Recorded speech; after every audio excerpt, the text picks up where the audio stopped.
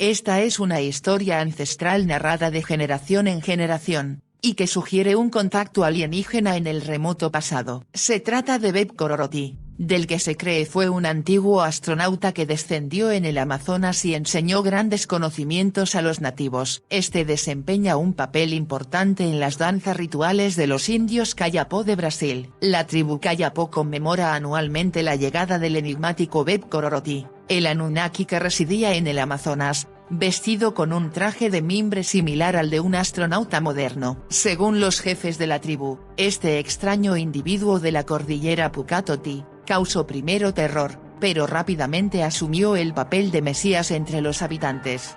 En 1952 João Américo Peret tradujo una leyenda de los indios Kayapós que vivían al sur de Pará, a orillas del río Fresco. En ella no solo sorprenden los hechos sino también los atuendos típicos con los que se visten en las celebraciones para rememorar el hecho. A continuación se transcribe el texto traducido de la leyenda. Nuestro pueblo vivía en una gran llanura muy lejos de aquí y desde donde podía verse la cordillera Pukatoti, cuyas cimas estaban siempre ocultas por la niebla de la incertidumbre, y continúan estándolo hasta nuestros días. Un día llegó a la aldea un visitante desconocido, se llamaba Beb Kororoti y venía de la cordillera Pukatoti, vestía un bo, el traje de paja de las fotos, que lo cubría de pies a cabeza. En la mano portaba un kop, arma que lanzaba rayos. Todos los de la aldea huyeron al monte aterrorizados. Los hombres corrieron a proteger a mujeres y niños y algunos intentaron rechazar al intruso.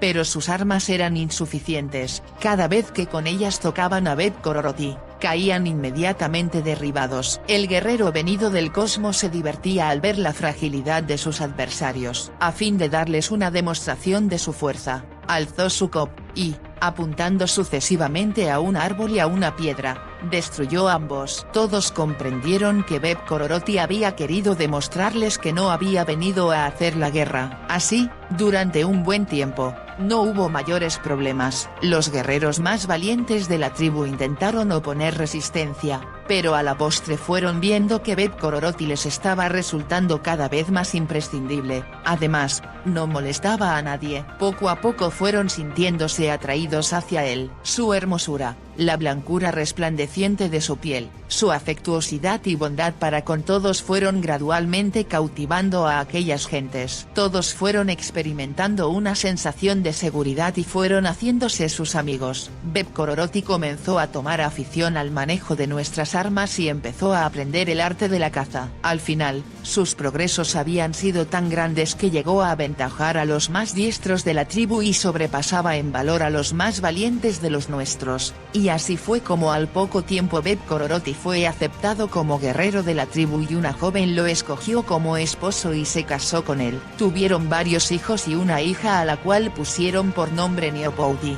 Beb Kororoti era más inteligente que los demás y pronto empezó a enseñar cosas desconocidas para aquellas gentes. Enseñó a los hombres a construir un NGOBI, esta asociación masculina con que hoy cuentan todos nuestros poblados. En ellas, los hombres relataban sus aventuras a los jóvenes y así ellos aprendían cómo debían comportarse ante los peligros e iban formando su criterio. La asociación masculina era en realidad una escuela y Beb Kororoti su profesor. En el NGOBI se hacían trabajos manuales y se perfeccionaban las armas, y todo se lo debíamos al gran guerrero del cosmos. Fue él quien fundó la gran cámara donde se discutían los grandes asuntos de la tribu y así se logró una mejor organización, lo que facilitó la vida y el trabajo de todos. A menudo los jóvenes se resistían a ir al NGOBI. Entonces Beb Kororoti se ponía su bo y salía en busca de los rebeldes obligándolos a cumplir con su deber. Cuando la caza se hacía difícil, Beb Kororoti traía su kop y mataba a los animales sin herirlos. Siempre el cazador tenía derecho a reservarse para sí la mejor presa, pero Beb Kororoti, que no se alimentaba con la comida del poblado, solo tomaba lo imprescindible para la alimentación de su familia. Sus amigos no compartían su opinión, pero él no alteraba su forma de proceder. Pero, a medida que transcurrían los años,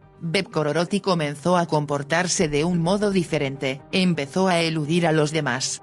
Quería permanecer en su choza. Cuando salía de su morada se dirigía siempre a las montañas de Pukatoti, desde donde había venido. Pero un día no pudo resistir más a su anhelo interior y abandonó el poblado. Reunió a su familia, solo faltaba Niopouti, que andaba fuera del poblado. Partió precipitadamente. Pasaban los días y Beb Kororoti no aparecía. Hasta que un día se presentó nuevamente en la plaza de la aldea y lanzó un terrible grito de guerra. Todos pensaron que se había vuelto loco y trataron de calmarlo, pero él se resistía a los que pretendían acercarse. Beb Kororoti no hizo uso de su arma, pero su cuerpo se estremecía y el que lo tocaba caía muerto. Uno tras otro iban cayendo los guerreros. La lucha se prolongó durante días enteros ya que los guerreros derribados volvían a levantarse nuevamente y trataban de dominar a Beb Kororoti. Lo persiguieron hasta la cumbre de la montaña, y ahí sucedió algo tremendo que dejó a todos espantados. Beb Kororoti volvió hasta los primeros contrafuertes de la cordillera. Con su cop destrozó todo lo que había a su alrededor. Cuando llegó a la cumbre de la cordillera había reducido a polvo árboles y matorrales. Entonces se produjo una formidable explosión que conmovió toda la región y Beb Kororoti desapareció en el aire en medio de nubes llameantes, humo y truenos. La tierra se había estremecido de tal manera que había hecho saltar hasta las raíces de las plantas y había arruinado los frutos silvestres. La selva desapareció de modo que la tribu empezó a sentir hambre. Niopouti, la hija de Beb Kororoti, que se había casado con un guerrero y había dado a luz un hijo, dijo a su marido que ella sabía dónde podrían hallar alimento para todo el pueblo,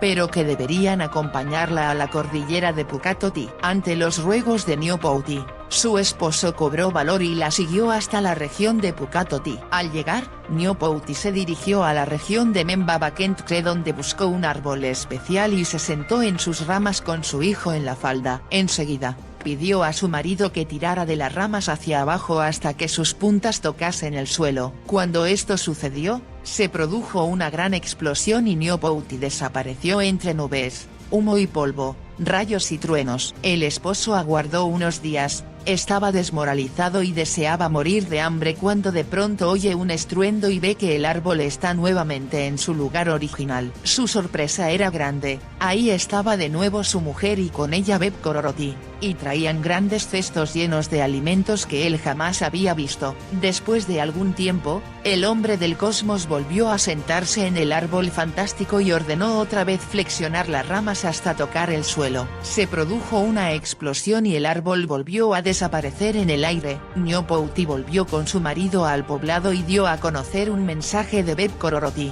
Todos debían emigrar y erigir sus aldeas a Membabakentkre, lugar donde encontrarían alimento. Niopouti agregó que debían guardar las semillas de frutos, legumbres y arbustos hasta la época lluviosa y sembrarlas entonces para tener una nueva cosecha. Así comenzó nuestra agricultura. Nuestro pueblo emigró al Pukatoti y allí vivió en paz.